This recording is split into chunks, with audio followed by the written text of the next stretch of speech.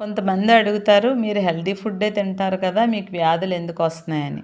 వ్యాధులు రావడానికి ఆహారం ఒక్కటే కాదు, మానసికంగా వీక్గా ఉన్నా కానీ వ్యాధులు వస్తాయి. ఇప్పుడు ఆగంతుజ అంటే సడన్గా ఇప్పుడు దోమ కుట్టింది, లేకపోతే కుక్క కరిచింది, యాక్సిడెంట్ అయింది, దానివల్ల కూడా వ్యాధులు వస్తున్నాయి కదా.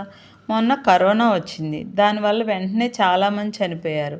కొంతమందికి లంగ్ ఇన్ఫెక్షన్స్, లేకపోతే కార్డియాక్ ఫెయిల్యూర్ అవుతుంది సడన్గా. ఇవన్నీ మనకు చెప్పకుండానే వస్తున్నాయి. ఇప్పుడు మన చేతిలో ఉన్నది ఏంటి? ఆహారం. ఆహారం వల్ల వచ్చే వ్యాధులు రాకుండా మనం కొంచెం హెల్తీ ఫుడ్ ఇంట్లోనే చేసుకుని తినడం. దీనివల్ల మనం బీపీ, షుగరు, గ్యాస్ట్రిక్ ప్రాబ్లమ్స్ కానీ కొన్ని రకాల క్యాన్సర్స్ రాకుండా చూసుకోవచ్చు. హెల్తీ ఫుడ్ తిన్నంత మాత్రాన వ్యాధులు రాకూడదని ఎక్కడా లేదు. వీటితో పాటు కొన్ని కర్మానుసారంగా మన పూర్వజన్మ కర్మల వల్ల కూడా మనకి కొన్ని రకాల వ్యాధులు వస్తాయి. ఇవన్నీ కూడా మనం ఎదుర్కోవాలి అంటే మనం కొంచెం మానసికంగా కూడా స్ట్రాంగ్గా ఉండాలి. దాంతో